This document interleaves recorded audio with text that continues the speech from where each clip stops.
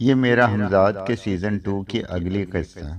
अगर आपने सीज़न 1 नहीं देखा और आपको नहीं पता कि हमजाद को शेख करामत ने कैसे काबू किया और काबू करके क्या क्या काम करवाए और क्या क्या हासिल करा, तो डिस्क्रिप्शन में आपको सीज़न 1 और सीज़न 2 दोनों की प्लेलिस्ट का लिंक मिल जाएगा। आइए मेरा हमजाद सीज़न 2 की अगली किस्त की तरफ चलते हैं। एसएचओ के हुक्म पर एएसआई ने फौरन ही मेरा हाथ छोड़कर तेजी से आगे बढ़ा। हथकड़ी डाल दो इसके। एसएचओ ने दूसरा हुक्म सिपाही को दिया। अब गोया इस मुजरिम होने में कोई शक नहीं रहा था कि कब सिपाही ने मेरी हाथों में हथकड़ी लगा दी। मैं इस वक्त जैसे किसी और ही ख्याल में था। अब मुझ पर बड़ी हद तक हकीकत वाज़ेह हो चुकी थी। मैं समझ रहा था मेरे खिलाफ क्या चाल चली जा रही है। शंभू ने मुझे या पुलिस वालों को कोठी के इस हिस्से में दाखिल होने से क्यों नहीं रोका था। भरपूर हरबे का कोई तोड़ मेरी समझ में नहीं आ रहा था। फरार की कोई सूरत नहीं थी। इसके बाद बकिया 4 मुलाजमाएं भी कोठी के मुख्तलिफ हिस्सों से बरामद हो गई। अलबत्ता सरिता नहीं मिली और ना ही शंभू नजर आए। इन सभी के हालात बहुत ख़राब थी। इनसे कुछ पूछने के लिए ज़रूरत नहीं थी कि इन पर क्या गुजरी। एसएचओ के हुक्म पर इन सबको नशिस्तगाह में ले आया गया। वो सभी निढाल और बेहाल नजर आ रही थी। सबके जिस्मों पर जदोकोब के निशान नजर आ रहे थे। उनको नशिस्तगाह के फर्श पर बिछे हुए कालीन पर बिठा दिया गया। एसएचओ एक सोफे पर फैलकर बैठ गया। मैं उसके सामने हथकड़ी पहने मुजरिमों की तरह खड़ा था और मेरे पीछे कांस्टेबल अटेंशन हालत में मुजस्मे की मानिंद खड़ा हुआ था। एएसआई मेरे मुलाजमाओं के करीब खड़ा हुआ गोया अपने अफसर के हुक्म का मुंतजिर था। एसएचओ की गर्दन इस तरह अकड़ी हुई थी जैसे उसने सारी दुनिया फतह कर ली हो और अब अपने महकूम रियाया की किस्मत का फैसला सुनाने वाला हो। हाँ भाई शेख करामत, बोल, अब बोल। तू तो बड़ा पारसा बन रहा था। नमाजी, परहेजगार, इबादत गुजार। उसके होठों पर बड़ी सफाक मुस्कुराहट रक्स कर रही थी। उसका सलूक मेरे साथ ऐसा ही था जैसे बिल्ली चूहे से खेलती है। मैं अब भी यही कहूँगा जनाब कि मैं बेकसूर हूँ। मैं इसके तमस्खराना लहजे को नजरअंदाज करते हुए बोला, बेकसूर?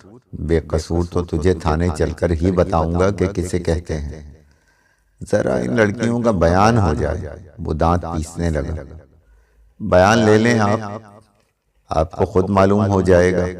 आपको इन पर मैंने जुल्म नहीं किया। मैं तो खुद आपसे ये कहने वाला था जनाब। मैंने एक मुबहम सी उम्मीद के तहत कहा। जनाब का बच्चा वो मुंह बिगाड़ कर बोला, खुद कहने वाला था मुझसे, जैसे मुझे तो कुछ मालूम ही नहीं। ये कहकर एएसआई से मुखातिब हुआ, बयान लिखो इनके बारी बारी। एसएचओ को इस वक्त कुछ ज्यादा ही लहर में आ गया था या उसे मेरी खूबसूरत नशिस्तगाह पसंद आ गई थी, वरना ये बयानबाजी थाने में चलकर भी हो सकती थी। अमूमन ऐसा ही होता है। पुलिस वाले मुजरिम या मुल्जिमान को गवाहों समेत थाने ले जाते हैं और वहीं सारी कार्रवाई मुकम्मल कर लेते हैं। एएसआई वहीं कालीन पर फाइल खोलकर बैठ गया। वो शायद समझ गया था कि इस वक्त उसका अफसर 30 मार खान बना हुआ है। अगर वो सोफे पर बैठा था तो डांट खाना पड़ेगी। बयान पहले रुक्मनी का हुआ। जब वो बोलने वाली थी तो मेरा दिल तेजी से धड़क रहा था। मैं दीना राजपुर की रहने वाली हूँ। यहाँ मैं अपने मालिक के साथ रहती हूँ और भरे घर में कामकाज करके अपना पेट पालती हूँ। बाप मर चुका है और माँ मामा के पास रहती है।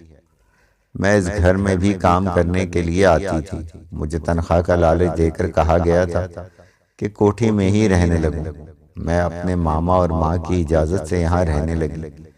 शुरू शुरू में शेख साहब ने मुझसे हंसी मजाक शुरू किया और फिर बेतकल्लुफ होने लगे। उसके बाद पैसों का लालच देने लगे, मगर रुक्मणी यूं बोले जा रही थी जैसे हालत ख्वाब में हो। उसने फौरन अपने बयान पर बड़े संगीन इल्जामात लगाए। इस बयान से मैं एक अजियत पसंद, जुनूनी और बदकिरदार शख्स साबित होता था। जब तुम्हारे साथ ये सब कुछ हो रहा था, तुम पर तशद्दुद किया जा रहा था, तुम बेआबरू हो रही थी, तो यहाँ से भाग क्यों नहीं गई? एएसआई ने सवाल करके गोया अपनी काबिलियत का इजहार किया। ओए बस कर, एसएचओ ने उसे डांट दिया। ज्यादा काबिल बनने की कोशिश ना कर, समझे? इतनी सी बात तुम्हारी समझ में नहीं बैठती कि इसे धमकी दी गई होगी। किसी से कुछ कहा तो भागने की कोशिश की तो कत्ल कर दिया जाएगा। आप बिल्कुल ठीक कह रहे हैं सर, बिल्कुल यही बात होगी। उस एएसआई ने फौरन अपने अफसर की तायीद की, मगर इसके बावजूद डांट खाने से न बच सका। वो जो मेरे दिल में थोड़ी बहुत उम्मीद पैदा हो रही थी, उसने भी दम तोड़ दिया था। मैं समझ चुका था कि इस वक्त मेरी मुलाजमाओं में से कोई एक भी अपने होश में नहीं है और सभी शहर में गिरफ्तार हैं। बकिया के बयानात भी रुक्मणी से मुख्तलिफ नहीं हो सकते थे। मेरे जहन में उस वक्त किसी न किसी हल की तलाश में था, हालांकि बाज़ाहिर गुलू खुलासी का कोई राह नजर नहीं आ रही थी। रुक्मणी के बयान के बाद एएसआई ने मेरी एक और मुलाजमा का बयान लेने वाला था, तो बिलाखिर सोचते हुए मैंने एसएचओ को मुखातिब किया। जनाब, मैं आपसे तन्हाई में कुछ बात करना चाहता हूँ। नहीं, वो सख्ती से बोला। अब कोई चक्कर नहीं चलेगा। मैं पहले तुम्हारी वजह से बहुत परेशान हो चुका हूँ। खामोश खड़े रहो और सरकारी कार्रवाई में मुदाखलत बेजा ना करो। आप सिर्फ मेरी बात सुन लें, फिर जो चाहे कीजिएगा। मैं बाज ना आया, और बाज भी कैसे आता, मेरी तो जान पर बनी हुई थी। तन्हाई बहुत जरूरी है क्या? उसने मुझे तिरछी नजरों से देखते हुए कहा। जी हाँ जनाब, मैंने उसे राम होते हुए देखकर जल्दी से बोला।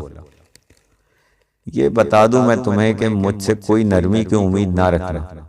हाँ, ये कहते हुए वो सोफे से उठ खड़ा हुआ। फिर एएसआई से मुखातिब हुआ। तुम जब तक इनके बयानात ले लो, मैं इसकी बकवास सुनकर आता हूँ अभी। उसके बाद एसएचओ ने कांस्टेबल को हथकड़ी खोलने के लिए कहा और बोला, ये मुझसे ज्यादा जानदार नहीं है, भागेगा तो चटनी बना दूंगा। कांस्टेबल ने हथकड़ी खोल दी और फिर मैं एसएचओ को लिए हुए अपने कमरे में आ गया। तशरीफ रखिए, मैंने कुर्सी की तरफ इशारा किया। ज्यादा मस्का लगाने की जरूरत नहीं है। हाँ, वो कुर्सी पर बैठते हुए बोला। इन बातों का मुझ पर कोई असर नहीं होगा। वो नाहक ऐंठे जा रहा था। ये मेरा दिल ही जानता है कि मैं किस तरह अपनी तजलील बर्दाश्त कर रहा था। दरअसल बात यह है जनाब कि मेरे कुछ दुश्मनों ने मेरे खिलाफ ये साजिश तैयार की है। मैंने गुफ्तगू शुरू की। तो क्या सारे मोहल्ले में तुम्हारे दुश्मन हैं और ये लड़कियां भी झूठ बोल रही हैं? क्या यही कहने के लिए तुमने मुझे यहाँ बुलाया था? वो लाल पीला होने लगा। वो लड़कियां अपने होश में नहीं हैं और वो लड़कियां अपने होश में नहीं हैं? अच्छा, तो एक होश में है। उसने मेरी बात काट दी। उसकी बार बार मुदाखलत, तमस्खराना और डांट डपट के बावजूद मैंने किसी न किसी तरह अपनी बात कह ही दी।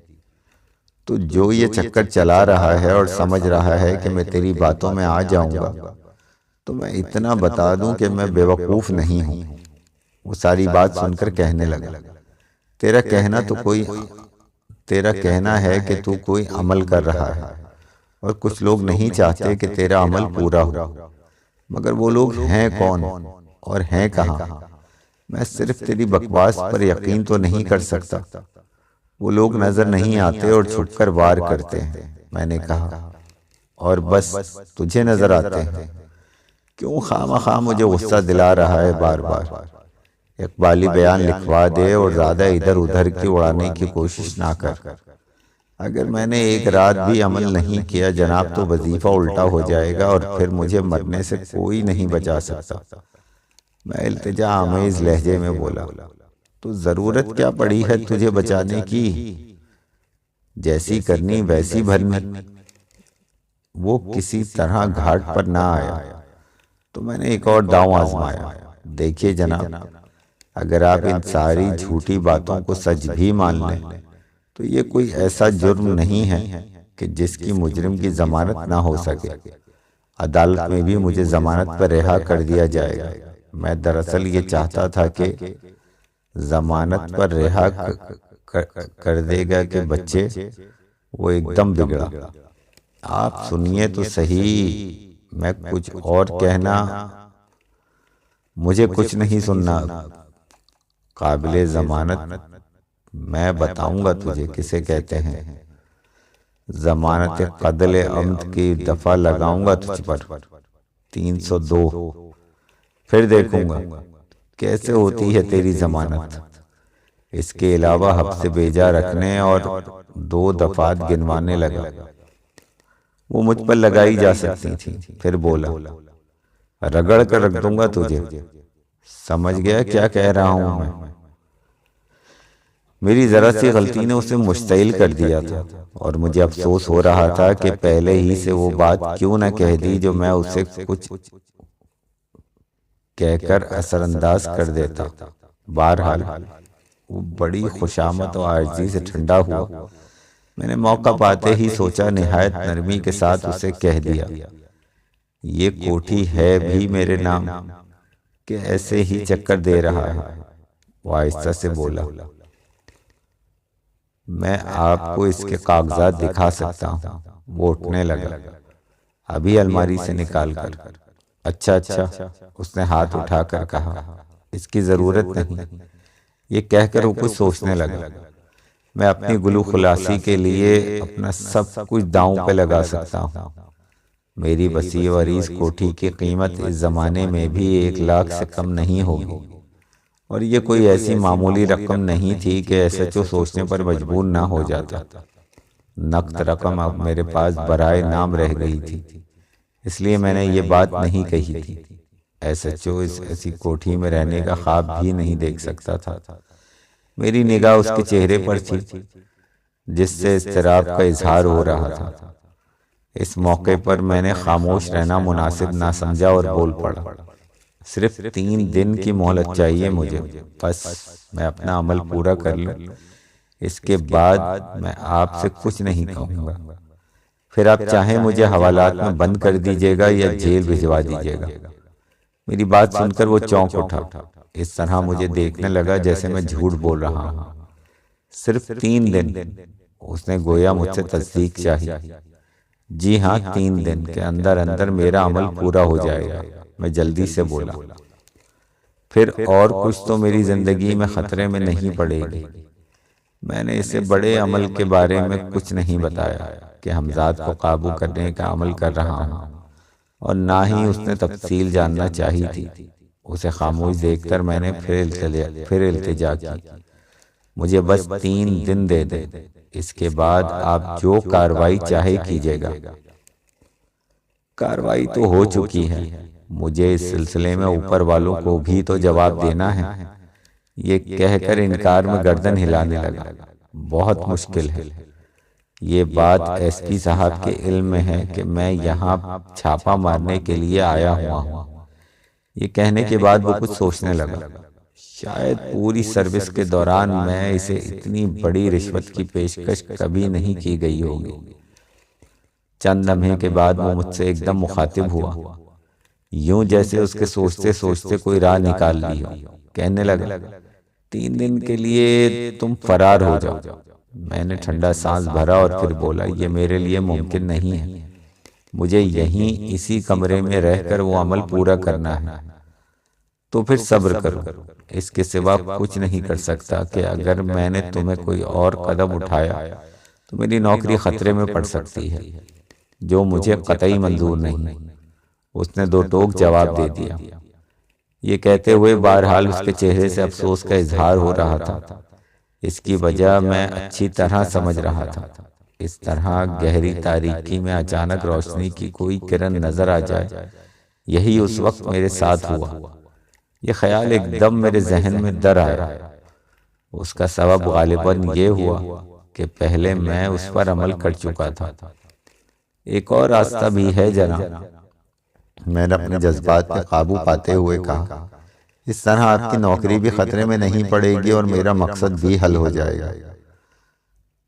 तो फिर बग दो जल्दी, वो मुंह बनाकर बोला। वो ये कि इस तवील गुफ्तगू से झुंझला गया था जिससे कुछ हासिल नहीं हुआ था। फिर मैंने उसके सामने जो तजवीज़ पेश की उसमें रंग चोखा ही सही, चोखा आने की 100% उम्मीद थी।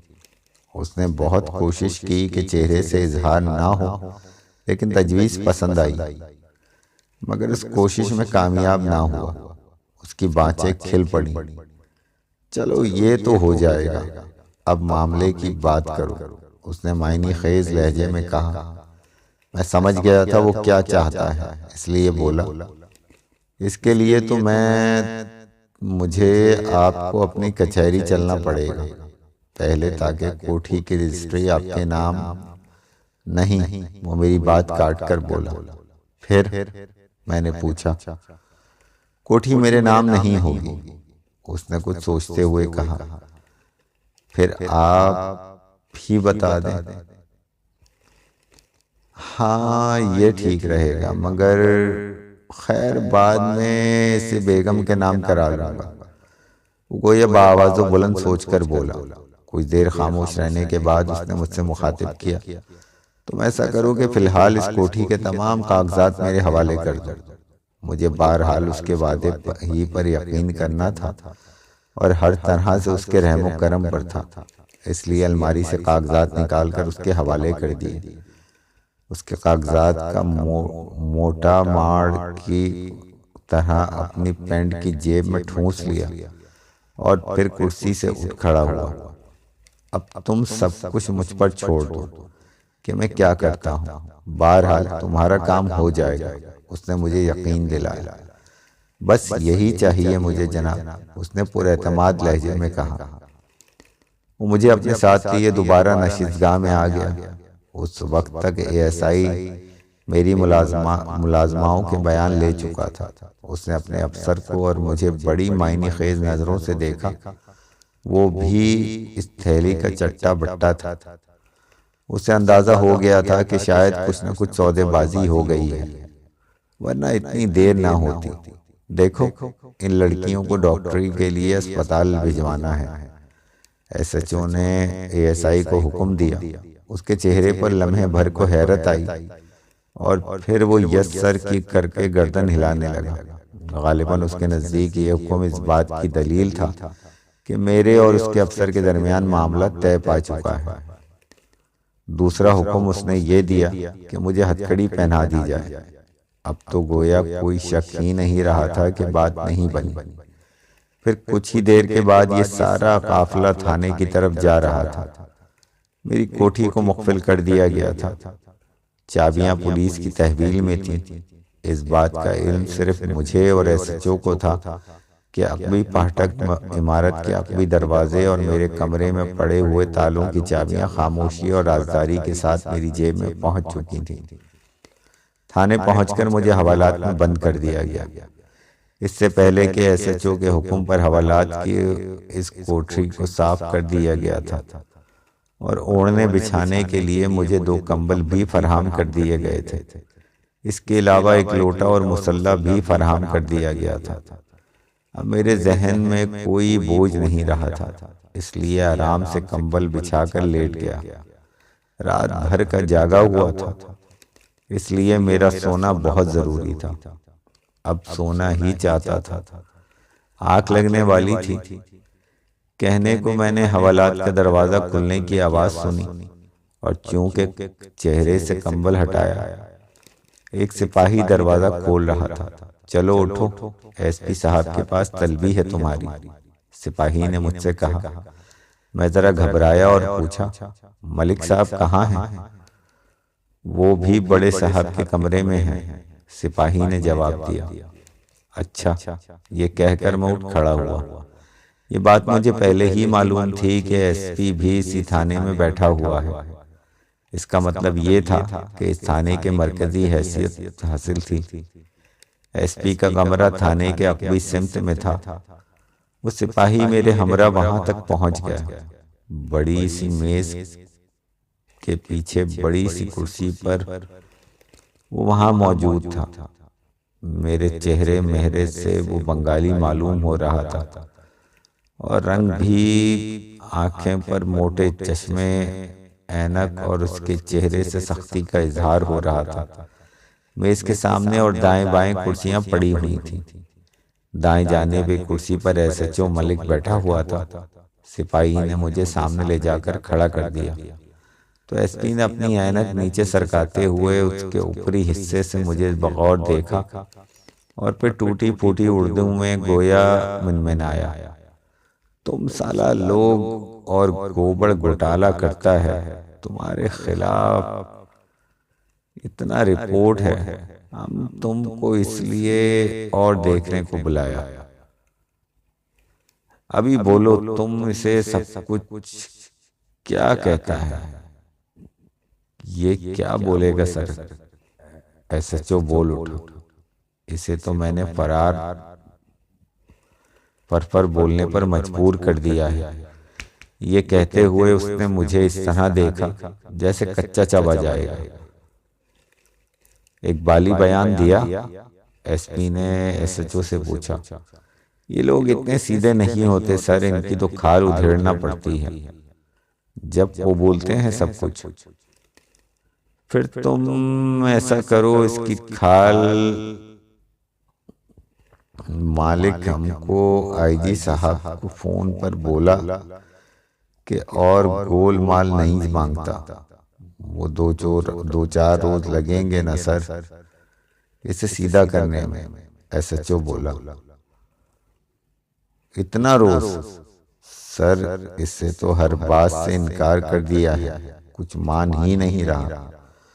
तुम कैसा पुलिस वाला है? हम जवान था तो 2 मिनट नहीं लगता था जो जबान खुलवाने में। आपकी क्या बात है सर? एसएचओ एसपी को बांस पर चढ़ा रहा था। हम लोग तो आपके सामने बिल्कुल कमजोर हैं। एसपी के मुरझाए हुए और चुरमुरे से चेहरे पर रौनक सी आ गई थी, मगर दूसरे ही लम्हे वो बोला, ये तुम तुफले मकतब क्या बोला? स्कूल के बच्चों के किताब सर, एसएचओ ने वजाहत की। ए मलिक, हम तुमको कई बार बोला कि अगड़म तिगड़म का उर्दू और ना चलाओ, पर तुम समझता ही नहीं। आइंदा ख्याल रखूंगा सर, एसएचओ ने सादतमंदी से कहा। इसके बाद एसपी मुझसे इंतहाई सख्ती और एहकाम देकर इजलास बर्खास्त करके चला गया। सिपाही ने मुझे लॉकअप में बंद कर दिया।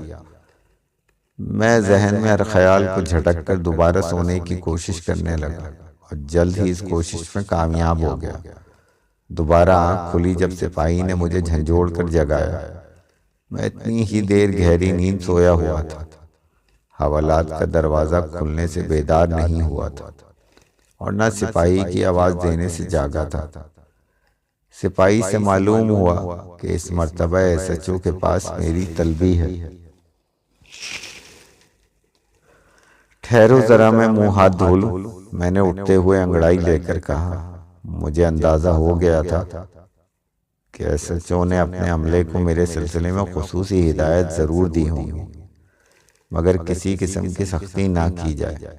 कम से कम इस हद तक तो वो हक़ नमक अदा कर ही सकता था। मेरा अंदाज गलत साबित नहीं हुआ। सिपाही ने कोई एतराज नहीं किया। दोपहर हो रही थी, इसलिए मैंने सिर्फ मुंह धोने के बजाय वजू कर लिया ताकि जोहर की नमाज करीब हो तो लौट कर नमाज पढ़ लूं।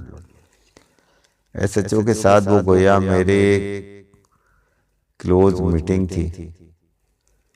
कमरे में उसके और मेरे सिवा कोई और ना था। दरवाजा भी बंद था। उसने अपने ओहदे और ताल्लुकात से फ़ायदा उठाकर तमाम कागजात मुकम्मल करा लिए थे और मुझे कचहरी जाने की ज़रूरत पेश नहीं आई थी। इन कागजात के मुताबिक अब से 2 माह कबल मैंने गोया किसी जफ़र हमीद को 70,000 रुपये के एवज अपनी कोठी फरोख्त की थी। वो बहुत ज़्यादा सियाना था, इसलिए 2 माह कबल की तारीख लिखवाई थी। जफ़र हमीद उसका साला भाई या कोई बहुत ही करीबी अजीज हो सकता था जिस पर उसे पूरा एतमाद होगा। उसके बाद उससे कोठी अपनी या अपनी बीवी के नाम करवा सकेगा। मैंने उसके लिए जफ़र हमीद के बारे में कोई सवाल नहीं किया कि ये कौन है, कहाँ है। मैंने इन कागजात पर दस्तखत कर दिए तो उसने अपनी मेज की दराज से मजीद कुछ कागजात निकाले। फिर एक कागज मेरे सामने बढ़ाते हुए बोला, इस पर भी दस्तखत कर दो। ये जफ़र हमीद और मेरे दरमियान किराए नामे का मुआहिदा था। इसकी रौ से मैं 3 माह के लिए गोया अपनी ही कोठी के अगबी हिस्से में किराए पर था। बस यही वो गुंचा खा गया था। लम्हे भर को मैंने सोचा कि अच्छा है, आइंदा ये मुआहिदा मेरे हक में ही काम आएगा। मगर इसके साथ ये बात भी मेरे जहन में आई थी कि जो कुछ मैंने सोचा है खुद उसके जहन में भी आ सकता है। फिर वो मुझसे दूसरे मामलात पर दस्तखत लेने लगा और मुआहिदा फाड़ देगा। इसके अलावा कोई और उसे नुक्ता समझाया जा सकता था। ऐसी सूरत में उसकी मजीद हमदर्दी और ताउन हासिल करने के लिए खुद मुझे गलती को निशानदेही करना चाहिए थी। यही सोचकर मैंने उससे सवाल किया, ये जफ़र हमीद साहब आपके कौन हैं? क्यों? उसने उसकी तेवरी पर बल पड़ गए। तुम्हें इस बात से कोई सरोकार नहीं होना चाहिए, बस तुम दस्तखत कर दो। कोई वजह थी जो मैंने ये सवाल किया था जनाब। तो मुझसे ज्यादा कानून नहीं जानते। वो ऐंठ गया, ये कानूनी मामलात हैं, तुम्हारी समझ में नहीं आएंगे। दस्तखत करो तुम। दस्तखत करने से मुझे इनकार नहीं, लेकिन ये अर्ज कर दूं कि थोड़ी बहुत मुझे भी कानून की शुद्ध-बुद्ध है। आपने ये किरायानामा इसीलिए तो लिखवाया है कि कोठी फरोख्त कर देने के बाद वहां मेरे क़याम का जवाज फराहम कर सकें। मैंने इसकी तरफ देखते हुए नरमी से कहा, हाँ। फिर उसके चेहरे का तनाव बदस्तूर कायम था। इसलिए तो मैं दस्तखत नहीं कर रहा। मेरी समझ से बाहर है कि तुमने कोठी फरोख्त करने के लिए कागजात और रकम की वसूली के रसीद पर तो बगैर किसी चूं चरा के दस्तखत कर दिए। अब किराएनामे पर दस्तखत करते हुए चालाकी दिखा रहे हो। आखिर में उसने क्या समझा मैं नहीं समझ सका। मेरा जी चाहा कि वो खुद फंस रहा है तो उसे फंसने जाने दूं, मगर फिर नजरअंदाज कर गया। बाद में उसे भी मैं नाको चने चबवासने का इरादा तो कर चुका था, लेकिन उसके बेजार रास्ते हो सकते थे। वो मेरा एक झपटका नहीं था। उसकी वजह यह थी कि उसने मेरी इज्जत नफ्स पर शदीद ज़रबे लगाई थी और बहुत मजरूह किया था। लेकिन ये और वक्त था। उस वक्त मुझे उसके ताउन की बहुत ज़रूरत थी। यही सोचकर मैंने कहा, आप गलत समझ रहे हैं जनाब, मैं कोई चालाकी नहीं दिखा रहा, आपको मुश्किलात से बचा रहा हूँ। मुझे तुम मुश्किलात से बचाना चाहते हो? तुम इसका लहजा बहुत खतरनाक था। तुम तो इस वक्त खुद मेरे रहमो करम पर हो।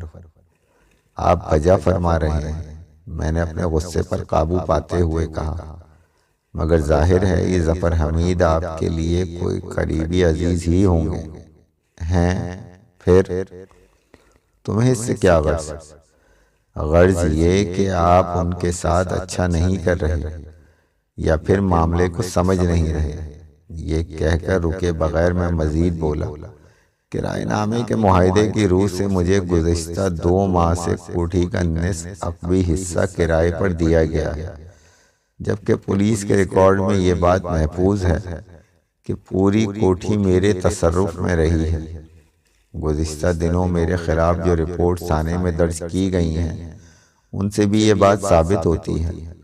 अगर इन्हें भी नज़रअंदाज कर दिया जाए तो मुझ पर जो नया केस कायम हुआ है उसकी जिम्मेदारी भी ज़फ़र हमीद के सर आ जाती है, क्योंकि मुआहदे की रूह से सिर्फ कोठी के अक़बी हिस्से पर मैंने उसे पूरी वजाहत करके सारी बात समझाई।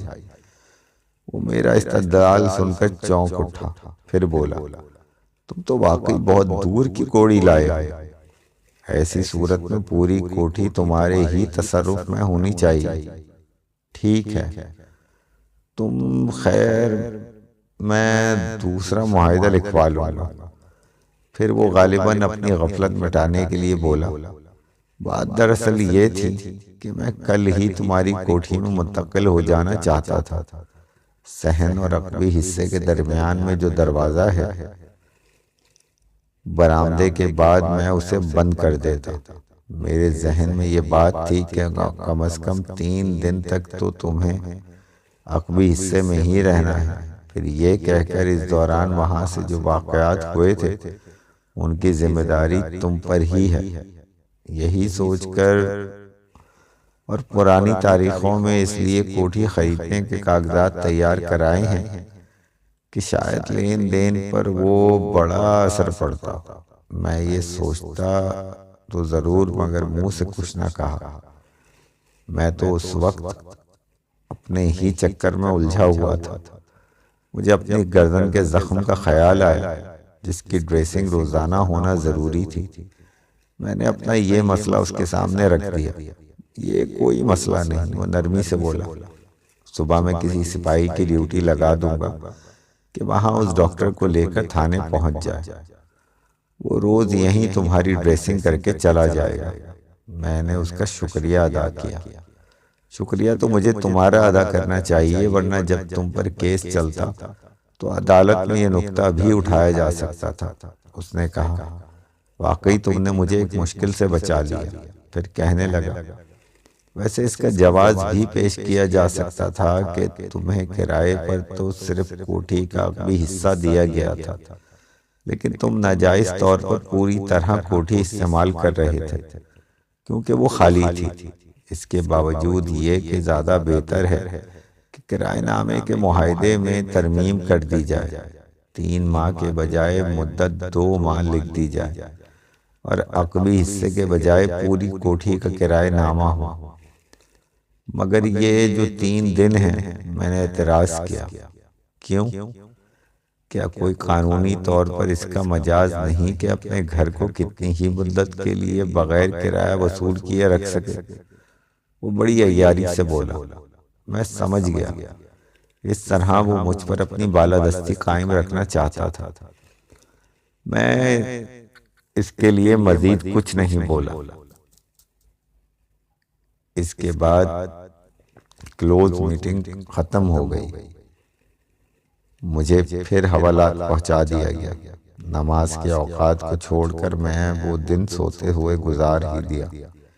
इशा की नमाज के बाद ही हवालात के अंदर जो बल्ब रोशन था उसे दानिस्ता बुझा दिया गया और सिपाही की ड्यूटी भी बदल दी गई जो हवालात के सामने दिन भर पहरा देता था। बिलाखिर वो वक्त आ ही गया जिसका मुझे बहुत बेचैनी से इंतजार था। ठीक 11 बजे रात को सिपाही ने बहुत एहतियात और आहिस्तगी के साथ हवालात का दरवाज़ा खोल दिया।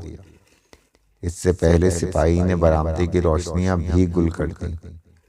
मैंने अपने चेहरे का बड़ा हिस्सा कंबल में छुपा लिया। न सिपाही कुछ बोला न मैं। खामोशी के साथ हवालात से निकलकर थाने के अक़बी दरवाजे की तरफ बढ़ा। ये तमाम मामलात पहले ही SHO से तय कर लिए गए थे। थाने से निकलते ही मुझे अक़बी हिस्से में किसी तरह कदम की चाप सुनाई दी, मगर मैंने मुड़कर नहीं देखा। मुझे मालूम था मेरी निगरानी की जा रही है। ये जानने के बावजूद मैं फरार नहीं हो सकता। SHO को अपनी नौकरी अजीज थी।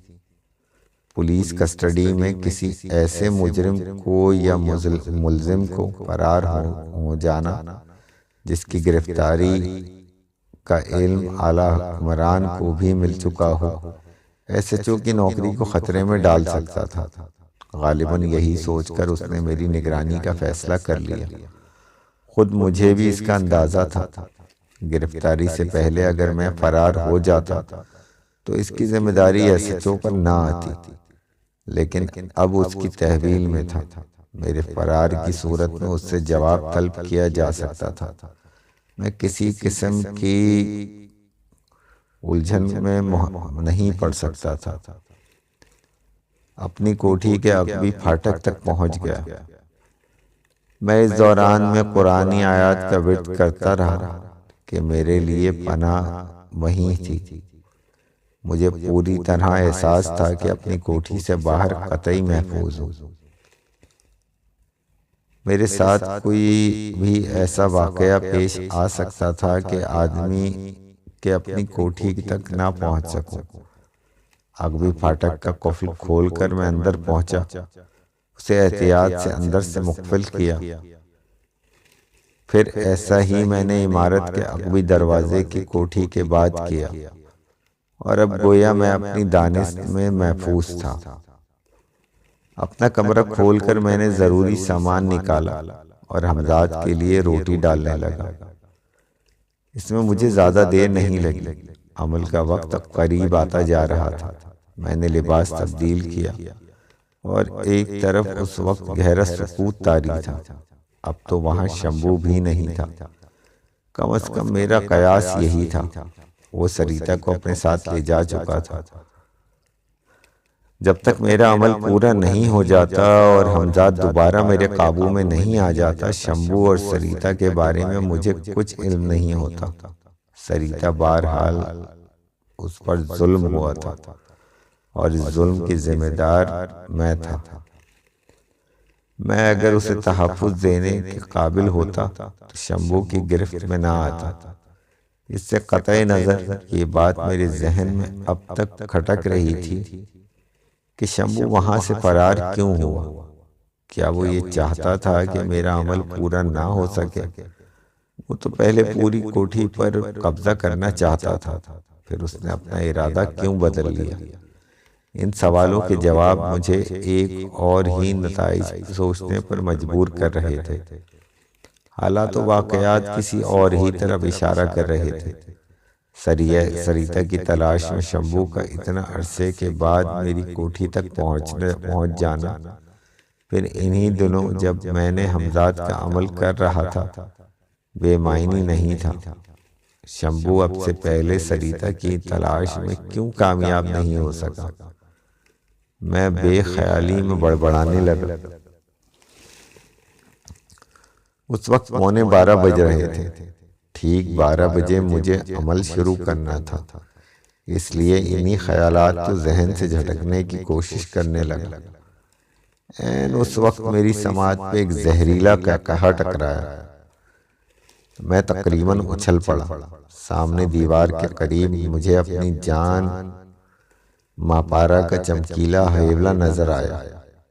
शेख, तुम आखिरी मामले तक पहुंच ही गए। हेवले के लब हिले। मैं बताती हूँ तुम्हें कि शंभू को मैंने यहाँ भिजवाया था, वरना वो अपनी तमाम कुव्वतों को कभी भी सरिता को तलाश नहीं कर पाता। मगर इस वक्त मैं तुम्हें ये बताने नहीं आई थी। मैं तुम्हें एक और खुशखबरी सुनाने आई थी। उसके लहजे में बड़ी चुभन थी। मुझे एतराफ़ है कि तुमने अब तक इंतहाई खुद एतमादी और जहानत का सबूत दिया। तुम्हारी जगह अगर कोई और होता तो अब तक मेरे सामने टिक न पाता, मगर इसके बावजूद तुम्हारी हैसियत मेरे सामने एक हकीर कीड़े की सी है। बिलाखिर मैं अपने मकसद में कामयाब हो चुकी हूँ। अब मेरी रूह को करार आ जाएगा। शायद अब मुझे तुम्हारे पास आने की जरूरत पेश नहीं आई। तुम खुद मेरे पास आ चुके होंगे, क्योंकि ये तुम्हारी जिंदगी की आखिरी रात है। फिर इससे पहले कि मापारा से मैं कोई सवाल करता, कुछ कहता, उसका हेवला गायब हो गया। मेरी जिंदगी की आखिरी रात। मैं बेचैनी के आलम में बड़बड़ाने लगा। मेरे इस्तिराब में लम्हा ब लम्हा इजाफा हो रहा था और अब रात के 12 बजने में सिर्फ चंद मिनट रह गए थे। मैं सोचने लगा, कहीं यही चंद मिनट का फैसला कुन तो नहीं? क्या आज अमल शुरू करने से पहले मेरी जिंदगी का चिराग गुल हो जाएगा? ये कहानी यहाँ खत्म नहीं हुई है। कहानी का बकिया हिस्सा जानने के लिए हमारी अगली वीडियो जरूर देखें।